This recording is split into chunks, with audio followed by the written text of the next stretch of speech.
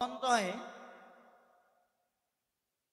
কলি যুগত শংখ চক্ৰ গদা পদ্ম লৈ জীৱশ্ৰেষ্ঠ মানুহক সঠিকভাৱে সংসাৰত আগবাঢ়িবলৈ কায়িক ৰূপ ধাৰণ কৰি কাকো পৰামৰ্শ দিবলৈ তেওঁ নাহে, কিন্তু তেৰাই বাংময় মূৰ্তি ৰূপে এই ভাগৱতত প্ৰতিষ্ঠিত হৈ আছে।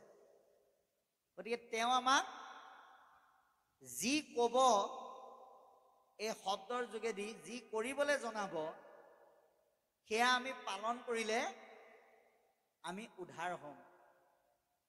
এতিয়া আমি ক'লো বুলিয়ে আপোনালোকে বিশ্বাস কৰিবনে? ভাগৱতে কোৱাটোকে আমি পালন কৰিলে উদ্ধাৰ হ'ম? প্ৰমাণ লাগিব নহয়। ইয়াৰ প্ৰমাণ আমাক দি দিলে। কাৰ যোগেদি?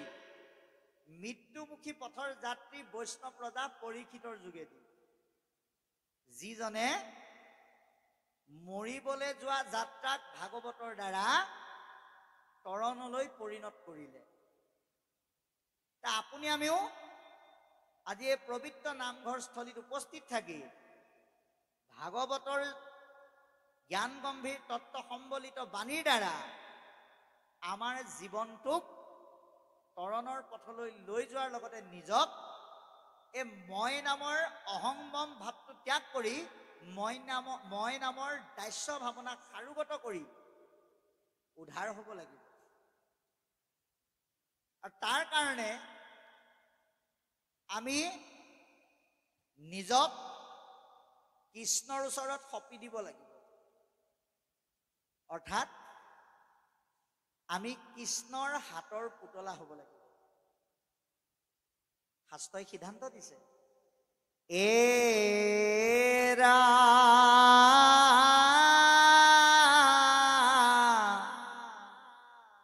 মই আতি জৰ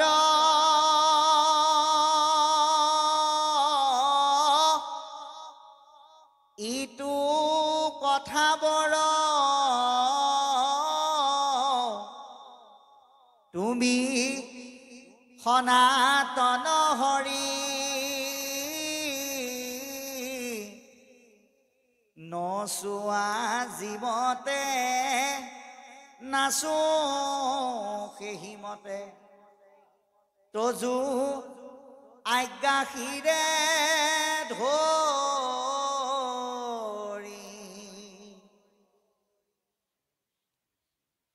যেনেকৈ পুতলা এটা নিজে পৰিচালিত হ'ব নোৱাৰে, কোনোবাই তাক পৰিচালনা কৰে, আমি তাৰ আনন্দটো লওঁ। যে আমাৰ এই চৈতন্য শক্তিটো গুচি যোৱাৰ লগে লগে হাতৰ ঠাইত হাত থাকিব, ভৰিৰ ঠাইত ভৰি থাকিব, চকুৰ ঠাইত চকু, কাণৰ ঠাইত কাণ থাকিব, নাক মুখ চব একেই থাকিব, খালি আমি লৰচৰ কৰিব নোৱাৰিম আৰু কাম কৰিব নোৱাৰিম। আমাৰ মূল্যটো ঈশ্বৰ থকালৈকেহে। ইয়াৰ বাস্তৱ প্ৰমাণ চাব। আজি বিনীত বৰা নামৰ ব্যক্তিজনক আপোনালোকে পদূলিৰ পৰা আদৰি আনি এই আসনত বহুৱাই বিভিন্ন বিশেষণেৰে ঘোষণা কৰি আপোনালোকে আদৰণি জনাইছে। কিন্তু আমি কথা কৈ থকা শব্দৰ মাত্ৰা প্ৰদান কৰা ঈশ্বৰজন যদি ইয়াৰ পৰা ওলাই গুচি যায়, তেতিয়া এই দেহটো ঢলি পৰিব। লগে লগে ইয়াক আপোনালোকে আদৰণি জনোৱাটো দূৰৰে কথা, চুচুৰাই টানি নি পেলাই বাহিৰত পেলাই দিব। কিয়? নশ্বৰ দেহ, ঈশ্বৰ নাই। গতিকে আমি মৰম, স্নেহ, শ্ৰদ্ধা, প্ৰেমবিলাক কাৰ কাৰণে পাই আছো? ঈশ্বৰৰ কাৰণে পাই আছো। গতিকে তেওঁ যে আমাক ইমানখিনি কৃপা কৰিছে, সেইকাৰণে তেওঁ কোৱা কথাবিলাক শুনি ৰজা পৰীক্ষিতৰ দৰে আমি আমাৰ জীৱনত পালন কৰিলে আমাৰ জীৱন ধন্য হৈ পৰিব। আৰু তাৰ কাৰণে ভাগৱতে কোৱা কথাখিনি আমাৰ জীৱনৰ সংসাৰ পথত ধাৰণ কৰিবলগীয়া এক মহাশক্তি ৰূপে চিহ্নিত কৰি তাক আমি ল'ব লাগিব। আৰু সেই হেতুকেই আজি ভাগৱতৰ পদৰ আৰম্ভণিতে কৈ গ'ল, মংগল আচৰণৰ যোগেদি জয় জয় কৃষ্ণ যাৰ স্মৰণ মংগল, জাগ যোগা দিৰুহৰি নাম মহাফল। এতিয়া এই জয় শব্দটোৱে কিবা জিকা হৰা শব্দটোক কিন্তু বুজোৱা নাই। জয় শব্দটোৱে এক শ্ৰেষ্ঠ ভাল পোৱাৰ যি গভীৰতা, এটা শক্তিক গভীৰভাৱে ভাল পোৱাৰ যিটো ব্যৱস্থা, সেই ব্যৱস্থাক এই শব্দটোৱে প্ৰতিনিধিত্ব কৰিছে। যে হে প্ৰভু, তোমাক আমি ইমান গভীৰতালৈকে ভাল পাওঁ, তোমাৰ এই অজেয় শক্তিক আমি ইমান সন্মান কৰোঁ। সেইকাৰণে এই জয় শব্দটোৱে ভাল পোৱা মহাশক্তিটোৰ ওচৰ চাপি যোৱাত, তাৰ প্ৰতি আমাৰ প্ৰেম গভীৰ হোৱাত সহায় কৰে। ইয়াৰ বাস্তৱ প্ৰমাণ আপোনালোকে চাব। আজিৰ পৰা ঠিক কেইটামান দিনৰ আগতে, অৰ্থাৎ আৰু দুদিন সম্পন্ন হ'লে এমাহ হ'ব, আমাক সকলোকে কনোৱাই অকল্পনীয়ভাৱে আমাৰ মাজৰ পৰা এজন সংগীতৰ পূজাৰী জুবিন গাৰ্গ ডাঙৰীয়াই কায়িকভাৱে বিদায় মাগিলে। আমি শ্ৰদ্ধা জনাইছোঁ। কিন্তু সততেই বৰ্তমান সময়ত মানুহৰ মুখত এটা শব্দ শুনি পাইছে, আপোনালোকে নিজেও কৈছে, জয় জুবিন দা বুলি। এই যে জয় শব্দটো কৈছে, আমাৰ মাজৰ পৰা গুচি যোৱা, দেহটো এৰি থৈ যোৱা আত্মাটোৰ সেই পৰমাত্মাৰ লগত বিলীন হোৱা অজেয় শক্তিৰ প্ৰতি ভাল পোৱাৰ যিটো প্ৰৱণতা, বা সেই শক্তিটোৱে জীয়াই থাকোঁতে আপোনাৰ আমাৰ কল্যাণৰ কাৰণে যি আনন্দ প্ৰদান কৰিলে, সেই আনন্দখিনি সন্মান জনোৱাৰ এক ব্যৱস্থাই হৈছে জয় শক্তি। গতিকে এই ঈশ্বৰকো ঠিক তেনেধৰণেই সেই মহাশক্তিক আমি ভাল পাওঁ।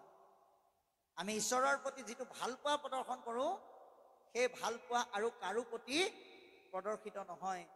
তাৰ যোগেদি আমি ভগৱন্তৰ উপৰিও ভকতক ভগৱন্তৰ সম ভাল পোৱাৰ গভীৰতাৰ মাজলৈ সোমাই যাওঁ। আৰু সেইকাৰণে আমাক কৈছে যে আমি আমাৰ জীৱনৰ সময়বিলাক অমংগলযুক্ত, বিমংগলযুক্ত আৰু অশান্তিজনক হোৱাটো কোনেও নিবিচাৰোঁ। আপুনি কাৰোবাক সুধিবচোন, আপুনি অমংগল বিচাৰেনে, অশান্তি বিচাৰেনে, বিমংগল বিচাৰেনে? তেওঁ আপোনাক একো নামাতে। কিন্তু আপুনি যদি কয় আপুনি শান্তি বিচাৰেনে, মংগল বিচাৰেনে, সুমংগল বিচাৰেনে, হয় হয় বুলিয়ে ক'ব। এইকেইটা বস্তু আমাক প্ৰয়োজন। গতিকে সুমংগল, শান্তি আৰু মংগল, এইকেইটা বস্তু আমাক কিহে আনি দিয়ে? কৃষ্ণক স্মৰণে আনি দিয়ে। গতিকে ভগৱন্তক আমি সদা সৰ্বদা স্মৰণ কৰিব লাগিব। কাৰণ এই স্মৰণৰ দ্বাৰা আমাৰ এনেকুৱা এটা শক্তি প্ৰাপ্ত হয়, যিটো শক্তি আন কোনো বস্তুৰ দ্বাৰা নহয় বুলি কৈছে। জাগ যোগা দিৰু হৰি নাম মহাফল বুলি সেইকাৰণেই কৈ দিলে। সত্য যুগত ধ্যান কৰি, তেতা যুগত যজ্ঞ কৰি, যোগ সাধনা কৰি, দাপৰত পূজা কৰি যি ফল পাইছিল, কলি যুগত ভগৱন্তৰ নাম স্মৰণ কৰিলে তাতকৈ অধিক ফল পায়। সেইকাৰণে অন্য কৰ্মৰ দ্বাৰা পোৱাটো ফল বুলি কৈছে, আৰু নামৰ যোগেদি পোৱাটোক মহাফল বুলি কৈছে। গতিকে এই মহাফল যেতিয়া আপুনি পাব, আৰু আপোনাক কোনো ফলৰ প্ৰয়োজন নাই। গতিকে এই ফল প্ৰাপ্ত কৰিবলৈ হ'লে আমাৰ অভ্যাসটো কিন্তু কৃষ্ণৰ স্মৰণলৈ আহিবই লাগিব। কিন্তু কেনেকে কৰিব? এবছৰৰ মূৰত, ছমাহৰ মূৰত ভাগৱত পাতি, ভাগৱত শুনি হয় দেই বুলি ইয়াত থাকি ঈশ্বৰৰ নাম স্মৰণ কৰি পেলাই ঘৰলৈ গৈ বাদ দিলেই নহ'ব। সদা সৰ্বদা ভগৱন্তৰ অন্যতম সেৱক উদ্ধৱ মহন্তই কৃষ্ণক কাষতে পাইছিল, তাৰ পিছতো কি বুলি ক'লে? এৰা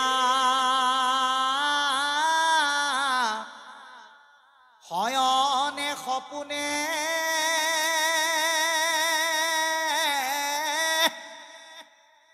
স্নানে গুইপস্থানে সদা সেৱা কৰো আমি তোমাক নেদেখি ৰাখি প্ৰাণ প্ৰভু কিমতে বৰ্তিব স্বামী। উদ্ধৱে ভগৱন্তৰ নাম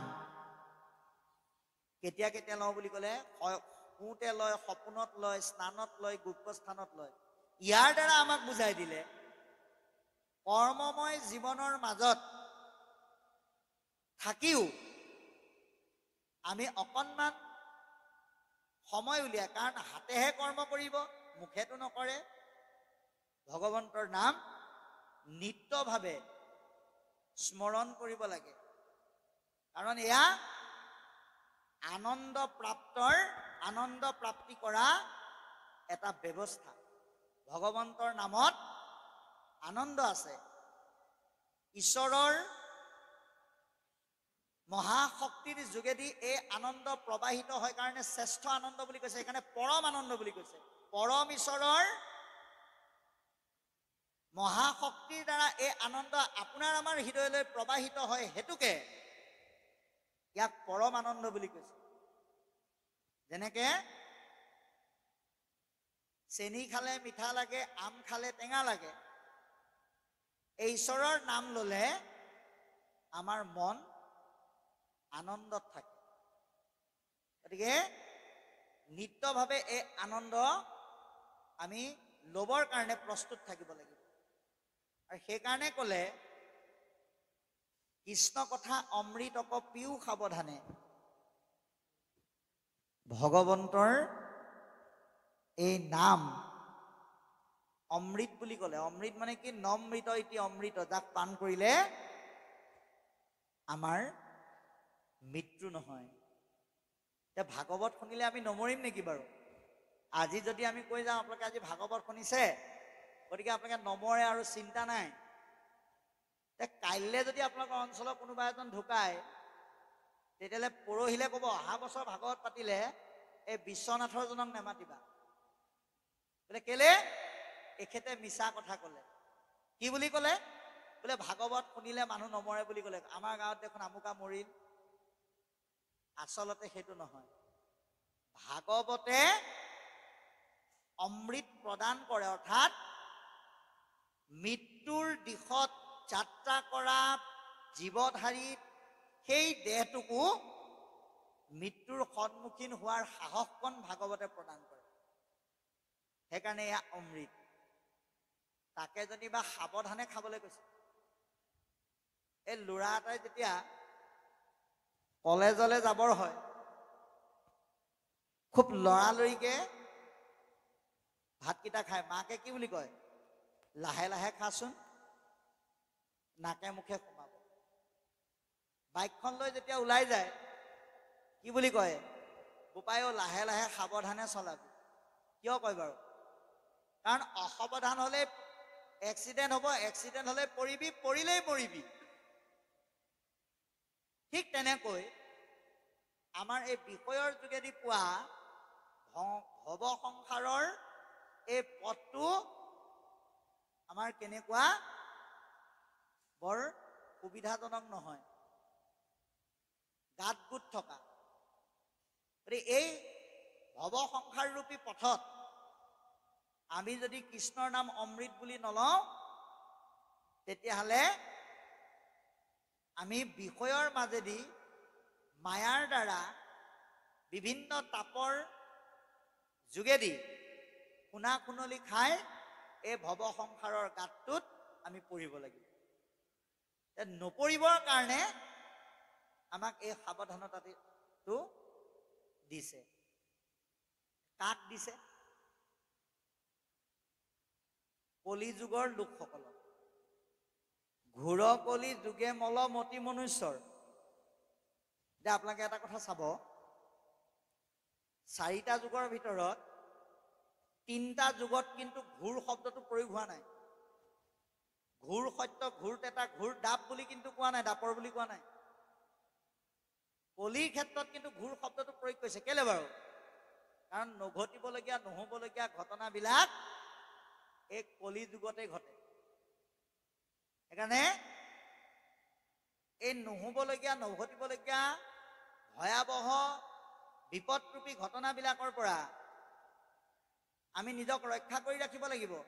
কাৰণ আমাৰ মনবিলাক বিষয়ৰ তাপৰ যোগেদি সৃষ্টি হোৱা লেতেৰাযুক্ত মলিনতাৰে ভৰা।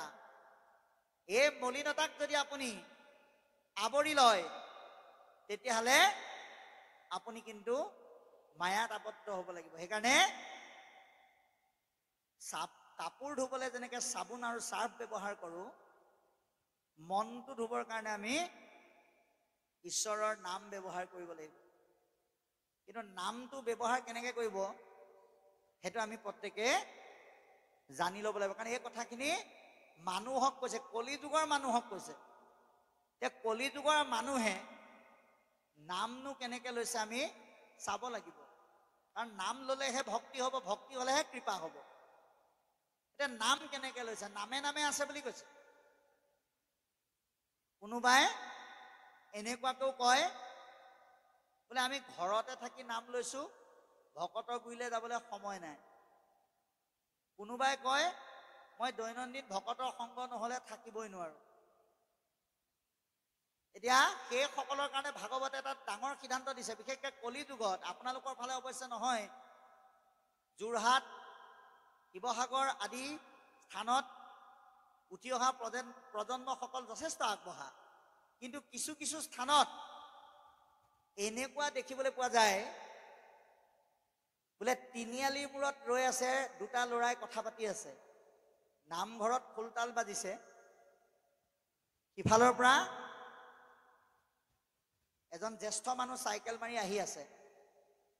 তেওঁ পিন্ধনত ধুতি, চেলেং, গামোচা। দুজনে কথা পাতিছে। এই মানুহজন কলৈ যায়? বোলে নামঘৰত আজি বাৰ্ষিক আছে নহয়, তাত ভাগৱত পাঠৰ নাম হ'ব, তালৈ যায়।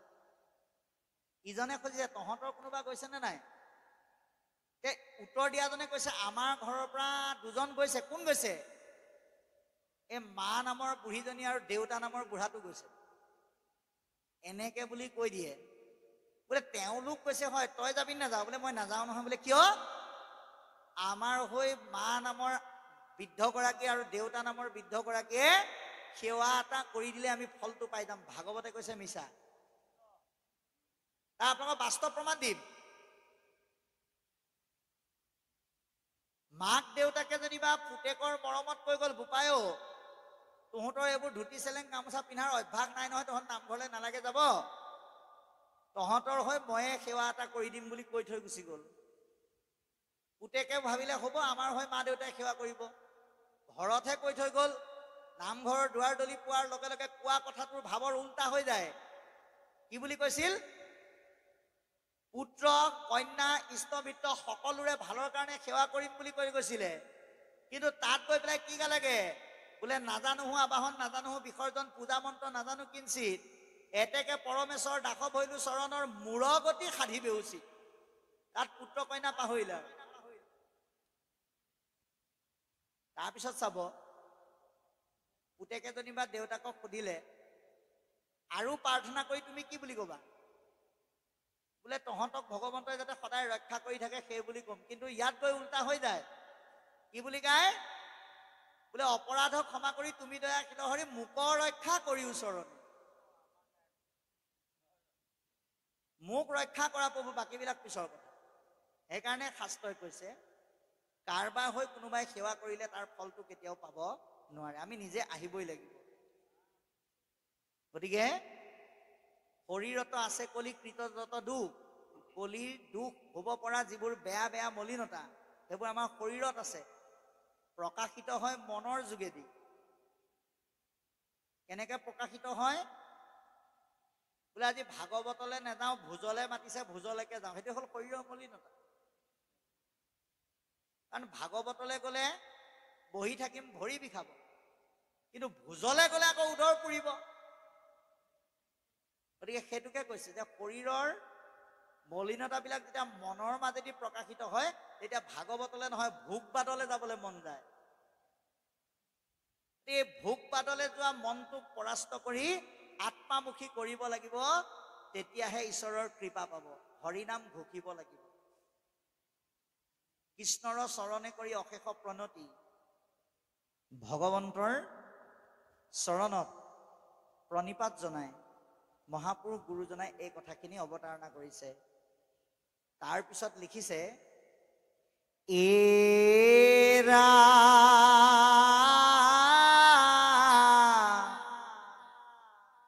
দ্বিতীয় স্কন্ধৰ পদ শুনি উৎসুকে নৃপতিৰ প্ৰশ্ন পাছে শুনি মুনি সুকে। কৃষ্ণ কথা কৃষ্ণ পদ পংকজক হৃদয়ত ধৰি দিলন্ত সিদ্ধান্ত তাংক সাধুৰ বাদ কৰি। এ ৰাম ধন্য নৰপতিমতী উত্তম কুমাৰ, পুছিলা যিটো কথা সংসাৰতে মুখ্যৰ সাধন ইটো জগতৰে হিত লভিলা মুকুতি যিটো তাহাৰো বাঞ্ছিত।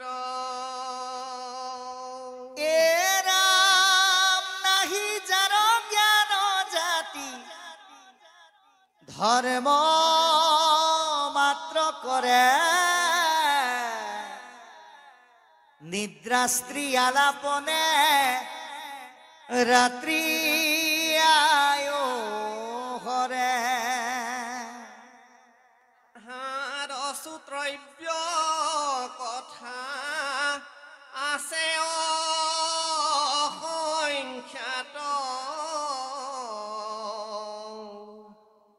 হৰি বিমুখৰ হৈ ব্যৰ্থে আয়ু পাত।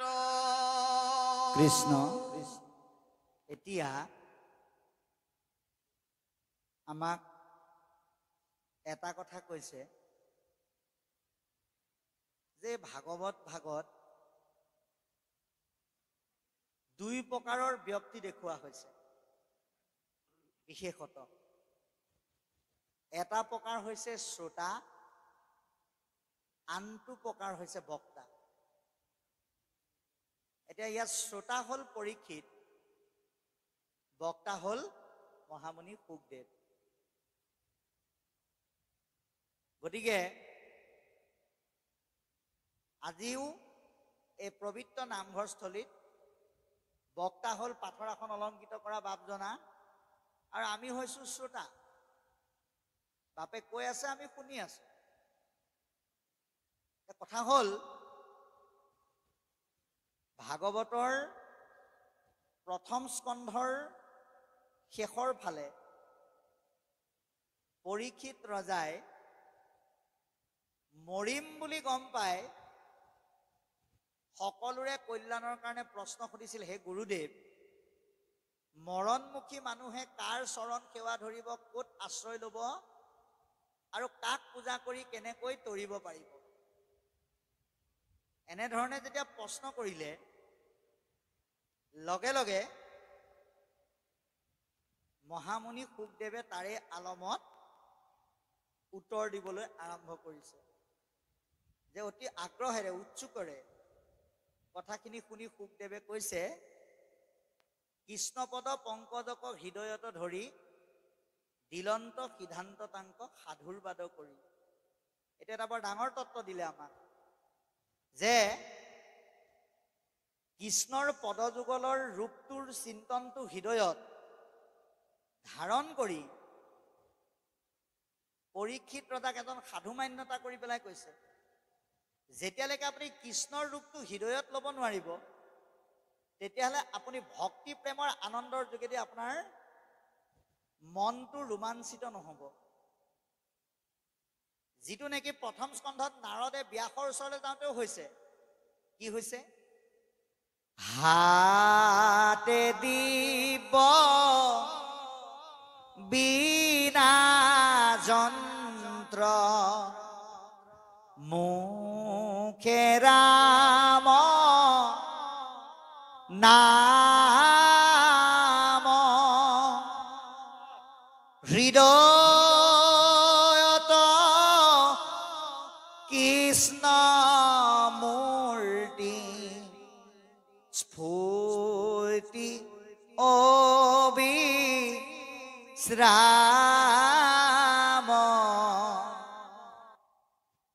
হাতত দিব্য বিনা যন্ত্ৰ সুৰৰ ঝংকাৰ তুলি ব্যাসৰ আশ্ৰমলৈ প্ৰৱেশ কৰাৰ লগে লগে তেওঁৰ মন ৰোমাঞ্চিত হৈ গ'ল, শৰীৰ শিহৰিত হৈ গ'ল।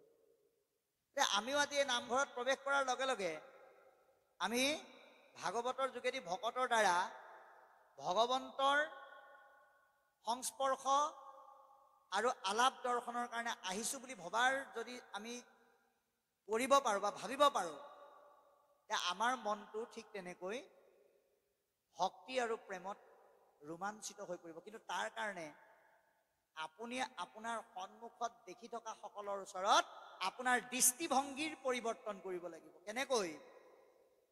আমাৰ বহু মানুহৰ ক্ষেত্ৰত দেখা যায়, মুখেৰে নকলেও, যে মোক বক্তা, ব্যাখ্যাকাৰ, নামাচাৰ্য, পাঠক হিচাপে মাতিছে যেতিয়া ময়েই শ্ৰেষ্ঠ, বাকীবিলাক একো নাজানে। সেইকাৰণে নিজক শ্ৰেষ্ঠ বুলি মুখেৰে নকলেও মনেৰে প্ৰকাশ কৰিবলৈ যাওঁতে যাওঁতে গণ্ডগোলবিলাক লাগি যায়। এতিয়া আমি আমাৰ ভাৱনা পৰিৱৰ্তন কৰিব লাগিব। ইয়াত আপোনালোক বহি আছে, আপোনালোক হ'ল শ্ৰেষ্ঠ, মই হৈছো একো নজনা মানুহ। যিটো শুকদেৱে কৈছে যে হে ৰাজন, তুমি এজন সাধু মান্যতা কৰিছে আৰু উত্তৰ দিবলৈ আৰম্ভ কৰিছে। ধন্য নৰবতীমতী উত্তম কুমাৰ কুচিলাহা যিটো কথা সংসাৰতে সাৰ। তুমি সঁচাকৈ ধন্য, তুমি উপযুক্ত ৰাজকুমাৰ। আজি সেই ধন্যবাদটো কোনে পাব? আজি আপোনালোকৰ এই উদ্যোক্তাসকল তথা এই সেৱাভাগ আয়োজন কৰা গৃহস্থ পৰিয়ালবৰ্গই। কাৰণ তেখেতসকলে সাংসাৰিক লোকসকলৰ কল্যাণৰ কাৰণে আজি এই সন্ধ্যাকাল ভাগৱত চৰ্চাৰ ব্যৱস্থা কৰিছে। আজি আপোনালোকে এটা কথা চাব, অকল ইয়াত বুলি নহয়, ব্যক্তিগতভাৱে হওক বা সামাজিকভাৱে হওক, সেৱা অনুষ্ঠান পতা গৃহস্থ বা উদ্যোক্তাসকলে ভাগৱত শুনিবলৈ সময় নাপায়। ভকত সেৱা কৰি থাকোঁতে তেওঁলোকৰ সময় যায়। কিন্তু কোনে কোনে? যিসকলক নিমন্ত্ৰণ কৰি আনে তেখেতসকলে শুনে। গাই কোনে? যাক নিমন্ত্ৰণ কৰি আনে তেওঁলোকে গায়। সেইকাৰণে এই শুনা আৰু গোৱাসকলৰ উপকাৰৰ কাৰণে এটা সুন্দৰ ব্যৱস্থা পৰীক্ষিত ৰজাৰ দৰে আজি আপোনালোকে যে কৰি দিছে, সেইকাৰণে আপোনালোক ধন্যবাদৰ পাত্ৰ। সাংসাৰিক লোকসকলৰ কল্যাণৰ কাৰণে চিন্তা কৰি এই অনুষ্ঠান আয়োজন কৰাৰ কাৰণে আপোনাক সব ধন্যবাদৰ পাত্ৰ। অকল সেয়ে নহয়, মুখ্যৰ সাধন এইটো জগতৰ হিত। এই বিষয়বস্তুৱে মুখ্য সাধন আৰু জগতৰ কল্যাণত সহায় কৰিব, মুক্তিৰ পথ সুগম কৰিব। ইচ্ছা প্ৰিয়জনৰ যি মুক্তিৰ পথ, সেয়া সহজলভ্য কৰাত সহায় কৰিব। কিন্তু হে ৰজা, তুমি ভাগৱতৰ কথা জানিলা বুলিয়ে যাকে তাকে য'তে ত'তে নকবা। কাৰণ চবেই ভাগৱতৰ কথা শুনিব নোৱাৰে। আপুনি খুব অতিমাত্ৰা নিচা পানীয় গ্ৰহণ কৰি থকা 3জন ব্যক্তিৰ সন্মুখত যদি ভাগৱতৰ কথা ক'বলৈ যায়, হয়তো তেওঁলোকে গ্ৰহণ কৰিব নোৱাৰিবও পাৰে। সেইকাৰণে ইয়াত পদে কৈছে, য'তে ত'তে যাকে তাকে ভাগৱতৰ কথা নকবা। কাক নকবা? যাৰ ইচ্ছা নাথাকে, তেওঁক বলপূৰ্বকভাৱে জোৰ জবৰ কৰি আমি শুনাব নালাগে। এতিয়া কাক শুনাব নালাগে আমাক সেই সিদ্ধান্ত দিছে। কি বুলি? নাহি যাৰ জ্ঞান জাতি ধৰ্ম মাত্ৰ কৰে, যি কেৱল ধৰ্ম সংকীৰ্ণ মনোভাৱেৰে কৰে। যিসকলে কি কৰে? ইয়াত নাহি জ্ঞান শব্দটোৱে অজ্ঞানী বা জ্ঞান নথকাটোক বুজোৱা নাই। যিসকলে জ্ঞান পাইছে কিন্তু অল্পবিদ্যা ভয়ংকৰী হৈ জ্ঞানক প্ৰয়োগ কৰাৰ নীতিটোৰ ভুলকৈ প্ৰৱৰ্তন কৰিছে, তেওঁলোকক ক'ব নালাগে। সংকীৰ্ণ মনোভাৱেৰে আমাৰ একাদশত তাৰ সংবিধান দিছে ভগৱন্তই, যে সেইসকলে ভাগৱতৰ কথা, বেদৰ মূল তত্ত্ব বুজি নাপায়। যাৰ কাৰণে কি কৰে? যাৰ যেন মতি কৰে বেদ কবাই খ্যান, নিজৰ্থ ভকতিক তেজি বুজাই আন।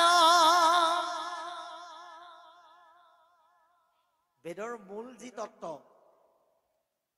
সেয়া নবুজি অইনফালে ফালৰি কাটি ভুলকৈ প্ৰয়োগ কৰিবৰ কাৰণে আনকো শিকায় আৰু নিজেও পালন কৰে। সংকীৰ্ণ মনোভাৱেৰে ধৰ্ম পালন কৰে। পৰিসীমিত এক ধাৰণাৰ মাজেদি ধৰ্ম পালন কৰে। জাতি অজাতি বিভিন্ন ভেদাভেদ কৰে। যেনে কি বুলি কয়? বোলে ক'লা মানুহে পঢ়িব নোৱাৰে, বগা মানুহেহে পাৰিব। ওখ মানুহে পাৰিব, চাপৰ মানুহে নোৱাৰে। শকত মানুহে পাৰিব, ক্ষীণ মানুহে নোৱাৰে। পুৰুষে পাৰিব, মহিলাই নোৱাৰে। এই যিটো ভেদাভেদ, কাৰণ আমাৰতো কোনো জাতি নাই। শাস্ত্ৰই কৈছে জাতি মাত্ৰ দুটা, হৰিক ভজয়, যিটো তাকে বোলে জাতি। যিজনে নভজে হৰি সেহিহে অজাতি। এই মনোভাৱটো যাৰ নাথাকে, তেওঁলোকে এই ভাগৱতে আগবঢ়োৱা নীতিটোক অনীতি ৰূপে পালন কৰিবলৈ যায়। আৰু নিতে বলি বিশ্ব পঞ্চযজ্ঞ কোৱা আছে। এইটো বৰ ডাঙৰ কথা যে আমি পৃথিৱীলৈ মানুহ হিচাপে অহাৰ লগে লগে আমি কি কৰিব লাগিব? যজ্ঞও কৰিব লাগিব, বলিও দিব লাগিব। কিন্তু প্ৰণালীটো শাস্ত্ৰৰ পৰা চাই ল'ব লাগিব যে আমি কি বলি দিব লাগিব আৰু কি যজ্ঞ কৰিব লাগিব। এতিয়া যজ্ঞ বুলি কোৱাৰ লগে লগে আজি যে আপোনালোকে এই অনুষ্ঠানভাগ পাতিছে, এয়াও কিন্তু এক প্ৰকাৰৰ যজ্ঞ। ভগৱন্তই কৈছে মূত চিত দিয়া যিটো কৰে ধৰ্ম কৰ্ম, তাৰ নামত যজ্ঞ সখী কৰিলো ইটো মৰ্ম। এয়া নাম যজ্ঞ। কিন্তু এই নাম যজ্ঞ সকামলৈ তেতিয়াহে পৰিণত হ'ব। কেতিয়া? যদি অনুষ্ঠান হোৱাৰ পিছত পিছদিনা সেও কিবা উদ্যোক্তাসকলে যদি কয়, এনেকুৱা ভাগৱতৰ অনুষ্ঠান পাতিলো, ডবল সাউণ্ড বক্স আনি লগাই দিলো। এনেকুৱা ভাগৱতৰ অনুষ্ঠান পাতিলো, আমি যোৰহাট, তিয়ক, দেৰগাঁও নহয়, বিশ্বনাথৰ পৰা মাতিলো। এনেকুৱা অনুষ্ঠান পাতিলো, ইমান মানুহ গোট খালে অন্য অনুষ্ঠানত ক'তো গোট খোৱা নাই। এই ভাৱ যদি লয়, তেতিয়াহ'লে সেয়া যজ্ঞৰ পৰা সকামলৈ কিন্তু পৰিণত হৈ যাব। সেইকাৰণে আমি সকামলৈ পৰিণত নোহোৱাকৈ নিস্বাৰ্থভাৱে আয়োজন কৰিব লাগে। তাৰ উপৰিও আপোনালোকে এটা কথা চাব, যেতিয়াই ব্ৰহ্মাৰ পৰা কলিৰ সৃষ্টি হ'ল, কলিয়ে যেতিয়া পৃথিৱীত থাকিবলৈ জেগা বিচাৰিলে, ব্ৰহ্মাদেৱে কলিক থাকিবলৈ ঠাই দি পেলাই ঘোষণা কৰিলে যে গৃহস্থৰ ঘৰত হোৱা পঞ্চশুনা পাপত তই থাকিবি, থাকিবিহে থাকিবি, কিন্তু এটা কথা মনত ৰাখিবি, পঞ্চ পাপে পঞ্চ যজ্ঞ দ্বাৰ গৃহে নাই, তাৰ গৃহে কলি তই বঞ্চিবি সৰ্বদাই। ভগৱন্তই প্ৰত্যেক জীৱশ্ৰেষ্ঠ মানৱক 5টা পাপ কৰিবৰ কাৰণে অনুজ্ঞা পত্ৰ দি থৈছে। এই 5টা পাপ নকৰিলে আমি খাবলৈ নোপোৱাকে মৰিম। এই পাপকেইটা কি কি বাৰু? এৰা জলকুম্ভ চুলিয়া, বাহনী ঢেকী পতা,